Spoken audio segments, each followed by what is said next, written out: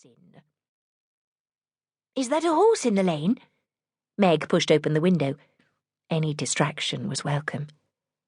From high in the eaves of Martin's Dean's vicarage, the old schoolroom had a clear view down to the church and the village green. "Oh, don't!" Half lying across the sill, Meg ignored the nervous plea from Selina. "You know how angry Papa was last time he saw us hanging out of the window, like common hoydens, he said." "It is James." How very strange she felt inside. Was it love? It must be.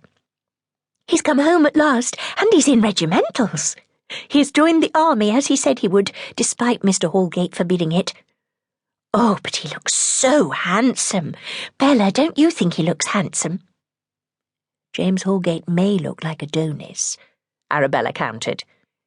Bella's common sense was as predictable as Lena's nervousness. Meg glanced back into the room. "And he might be a very pleasant and well-bred young man," her sister continued. "But you know Papa would never let him call. And I shudder to think what would happen if you tried to get out to see James again. Remember, before he went away, Papa had you locked in the attic for a week on bread and water. Really, Meg—" Meg leaned out precariously and waved. "He must see me!" Selina joined Meg at the window. "Look at him!" Lena's pretty mouth curled into a smile, but she glanced over her shoulder at the door before agreeing. "Oh, yes, he does look very fine. The Squire is going to be so proud of him. Surely he will forgive him for going off enjoying himself in London for almost a year." "He has seen me," Meg whispered. Something inside her contracted, as though her heart had faltered for a moment. All those long nights dreaming about her childhood sweetheart, and now here he was, and she still felt as she had when he had left.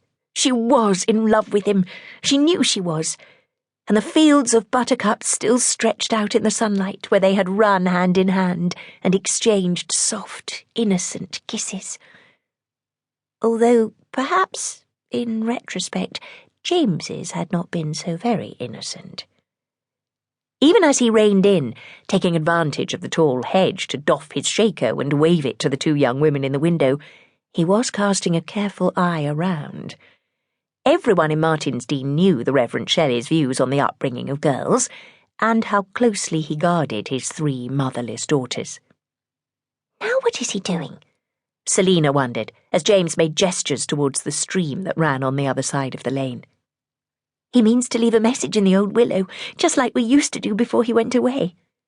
Meg clutched her hands to her bosom, although it did not stop her heart thumping.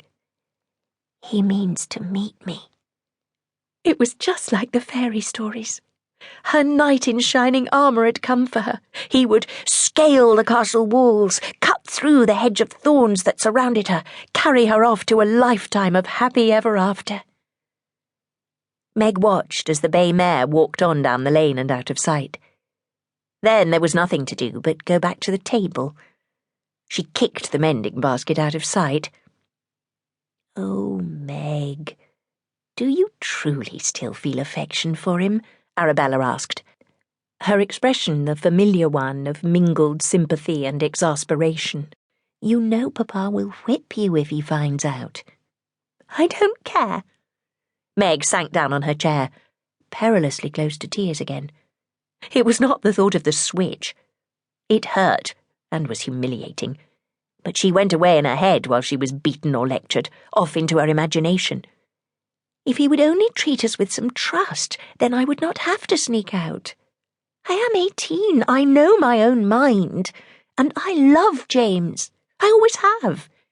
We are meant to be together. I love James and he loves me, so where is the sin in that? What was so wrong with love that it was classed with crimes like theft or murder? She had asked that once, when she was 15, and had hardly been able to sit down for a week. "Only in the defiance of Papa's authority," Bella said with a thoughtful frown. "Otherwise it is a perfectly eligible match, I am sure. For anyone else. Lena, would you be very kind and go and ask Cook if we might have some lemonade?" There was something in Bella's placid tone.